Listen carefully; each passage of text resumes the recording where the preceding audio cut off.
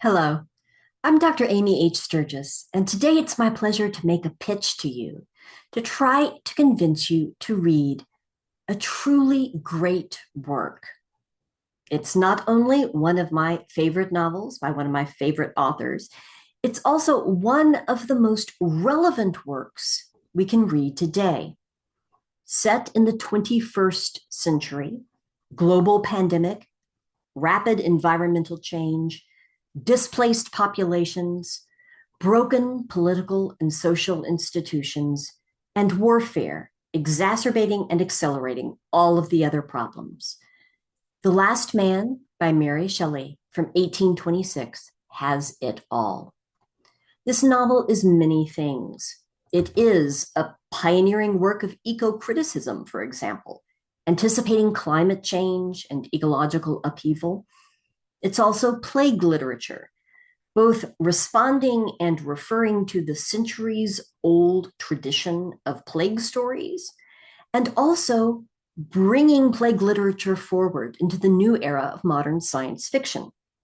It's dystopian literature, issuing a warning, calling us to action.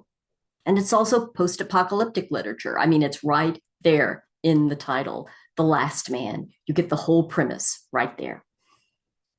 It's a scathing political attack, too, on institutions and leaders, not only incapable of meeting great challenges, but in fact, actively making them worse.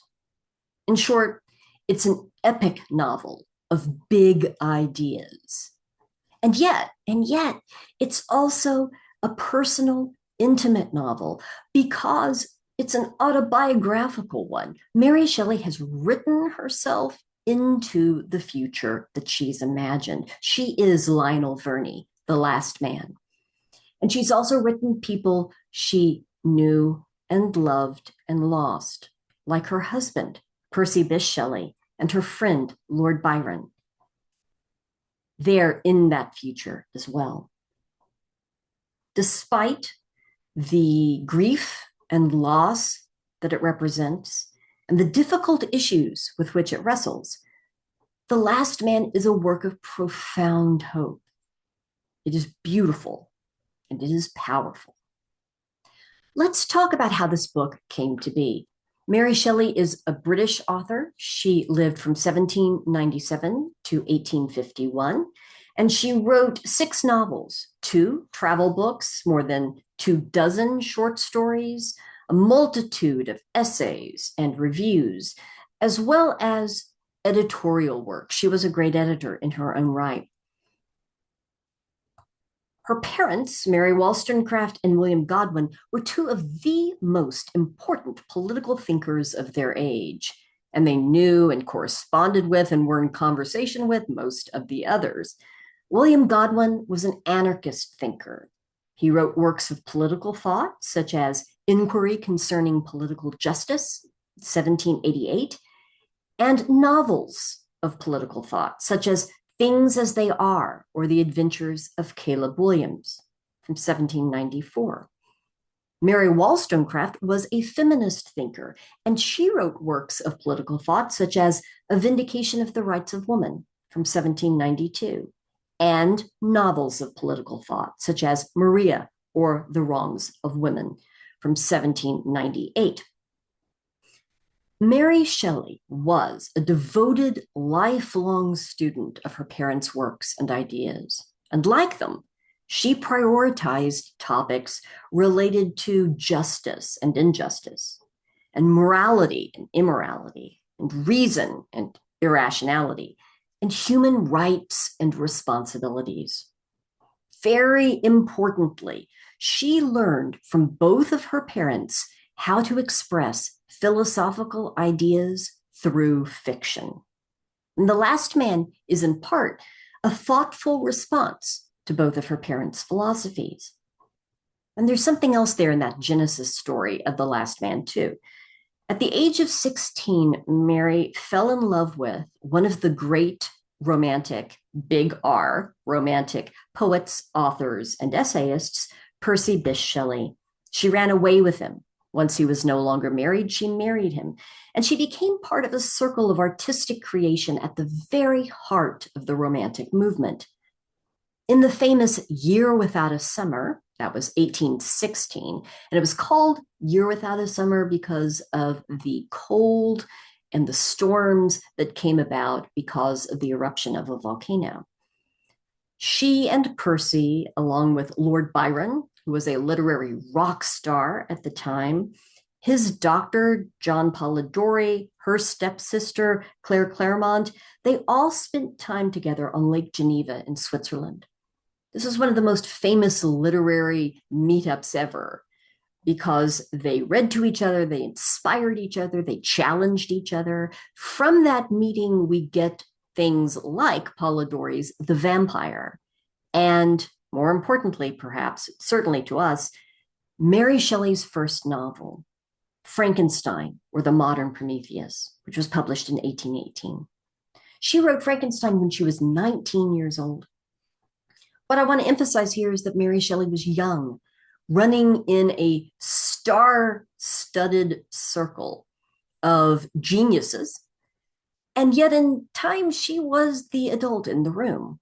She recognized the brilliance around her, and yet also appreciated the self-absorption and the ego and the seeking for glory, and appreciated that rights also require responsibilities, to go back to her parents' thinking, and that perhaps this lifestyle was not sustainable. They did make an unconventional group of self-exiled found family members, and she loved Percy, and she loved her friends. They lived and breathed ideas, and she took that inspiration to heart. But by 1824, when she is 26, she has suffered unimaginable loss. She lost her mother because of her own birth. Her mother died of infection, for which Mary Shelley felt tremendous guilt. Her sister died by her own hand, her half-sister, her mother's daughter. Percy Shelley's first wife also died by her own hand, for which Mary Shelley felt tremendous guilt.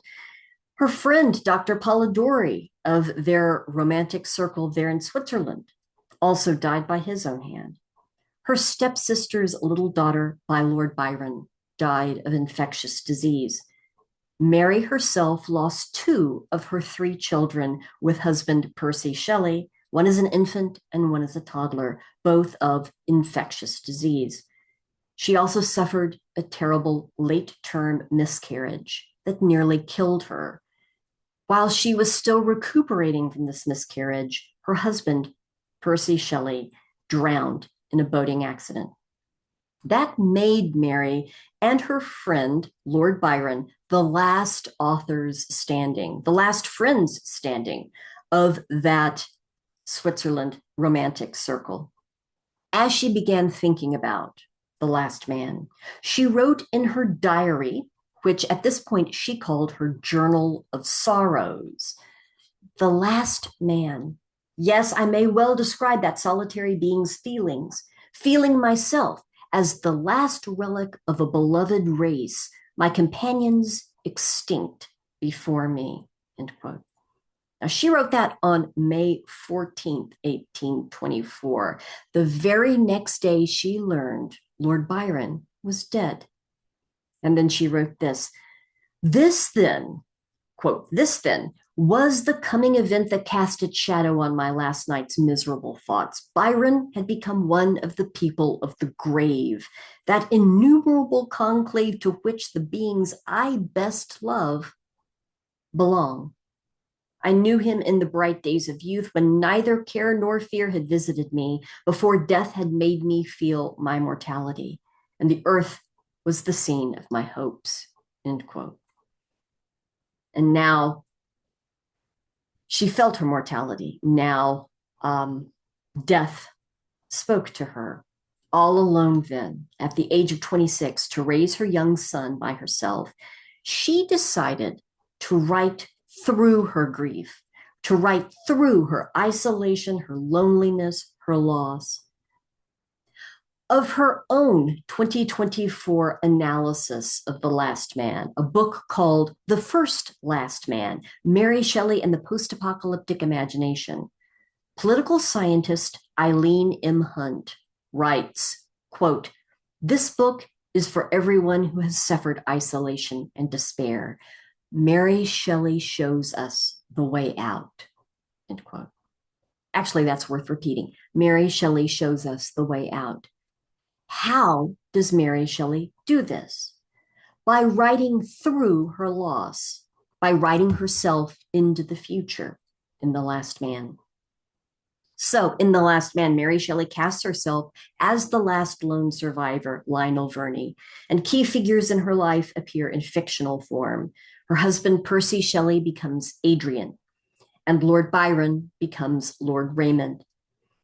She can memorialize them, idealize them, but also, at a step remove, analyze and even critique their positions and their lives. She can, in effect, work through her thoughts about these figures and the mark they've left on the world. And as with her parents' philosophies, she can test the ideas, she can respond to them, even push back against those with which she disagreed, while grieving for the people behind the ideas and the world that she has lost. All of these things are in The Last Man. Now, let's talk about the novel itself. Again, I say it's all there in the title. It's not a mystery. There's not some big plot twist you won't see coming. The Last Man, everybody dies. Our main narrator, Lionel Verney, is the last man. And that's the whole point. That said, the first thing that's useful to know is that there is an introduction separate from the novel as a whole. And this introduction is also part of the autobiographical aspect of the novel. It starts in 1818 in Naples. And 1818 in Naples is, in fact, a real trip that Mary took with Percy Shelley in 1818. They looked for the Sibyl's Cave, the place where the priestess of the ancient oracle of Apollo foretold events. In the novel The Last Man, the unnamed narrator of the introduction, with a companion on their trip, find leaves with text. A story that the narrator then pieces together all about the late 21st century. The story that comprises then the body of the novel. Thus, you've got this kind of time travel found manuscript frame for the rest of The Last Man. Or, if you prefer to read it this way, prophetic words anticipating what will happen in the 21st century. Appropriate, right, for an oracle's cave. It's worth noting that you can think of this as a prophecy or a warning tied to the idea of the oracle. Also, perhaps tied to the idea of this novel as a project. This links The Last Man to the dystopian tradition of science fiction storytelling. The warning. The warning can go one of two ways. If you don't do something, this will happen. Or if you don't stop doing what you're doing, this thing could happen. Either way, a call to action. So while we're acknowledging The Last Man as a pioneering work, its role in dystopian storytelling really does need to be celebrated. Okay, so that introduction from 1818 sets up the whole rest of the novel. And the rest of the novel is this recreated story then about the late 21st century. So let's talk about the novel then, the main body of the story, set in the 21st century. It has three parts.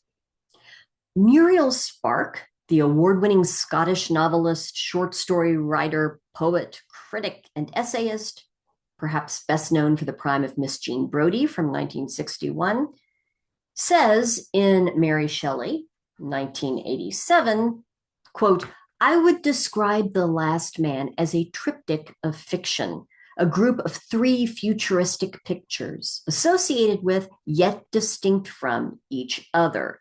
The primary theme of each phase becomes secondary in the next. Structurally, it is a symphonic technique, a pattern composed of movements evolving one from the other," end quote.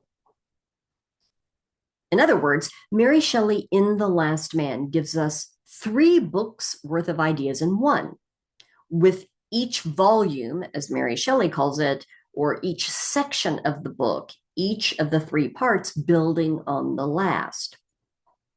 To take this a step further, political scientist Eileen Hunt compares Mary Shelley's greatest works in The First Last Man.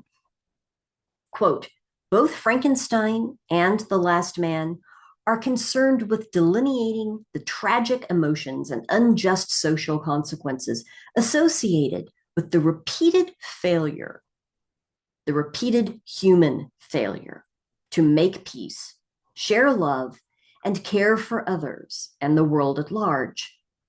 The existential and global terror of The Last Man derives from its slow and devastating exploration of the personal and political betrayals that exacerbate war, corruption, and a plague that appears to leave a lone human survivor who lives to write the history of the near extinction of his species, end quote.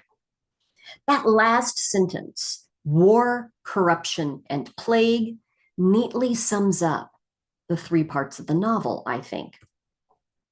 The first section of the 3 sections of The Last Man, that first part sets up a kind of family story of the main character, Mary's character, Lionel, starting out a wild child and then gaining education and reason and understanding. And it also focuses on the Lord Byron character, Lord Raymond, who finds domestic happiness and has the opportunity to shape and lead his nation. It all seems good. But in the end, he takes part in a disastrous war.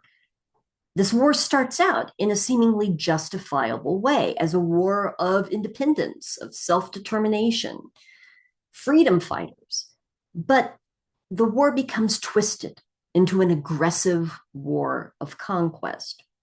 Adrian, the Percy Shelley character, is willing to go and fight with Raymond to support a fight for freedom, but he pulls back when he realizes that the conflict is becoming something more. It's about ego and expansionism. In fact, it's becoming about something where those who are fighting are turning into what they said they were fighting against. Let us not deceive ourselves, Adrian says, when he points out that the enemies they're fighting are human beings too, as brave as and as capable of suffering as their allies. And maybe, just maybe, they're becoming what they were trying to fight in the first place. Adrian says, quote, all this has a different effect upon Raymond. He is able to contemplate the ideal of war, while I am sensible only to its realities. I cannot follow, for I do not sympathize in their dreams of massacre and glory, end quote. This, by the way, is a recurring theme in the feminist historical novels Mary Shelley would go on to write, because she emphasizes, and this is something also that ties her work to her mother, Mary Wollstonecraft's philosophies, ideas springing from a lack of women in decision-making leadership roles. It's a feminist critique. The tendency to produce ego-driven strongmen who are not content with peace, but who are driven in international relations by aggression and love of glory and desire to accumulate power. This is a problem, Mary Shelley says. So by the end of the first part of The Last Man, we see families, relationships, all that the characters have built, all that the characters stand to lose, imperiled, wasted because of dreams of massacre and glory.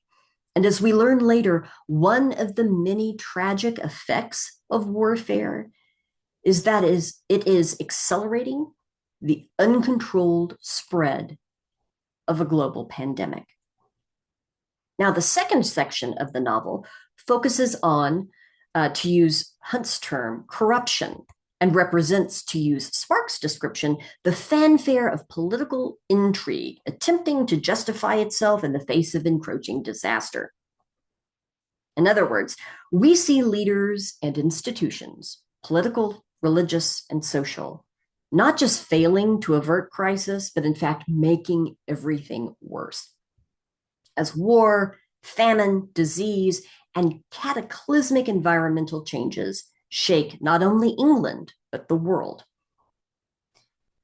And contrasted with that are a few powerful, inspiring examples of hope, of the main character's search for meaning and morality in the face of division, violence, and increasingly certain death. As the Mary Shelley character Lionel notes, I spread the whole earth out as a map before me. On no one spot of its surface could I put my finger and say, here is safety, end quote. But although disease and weather and nature are involved, these are very much human-made disasters. As Lionel says, quote, I turned to the course-strewn earth and felt ashamed of my species, end quote. To put it another way, this isn't just a story of destruction. It's a story of self-destruction. And Mary Shelley's critiques and callouts here are eerily prescient and insightful.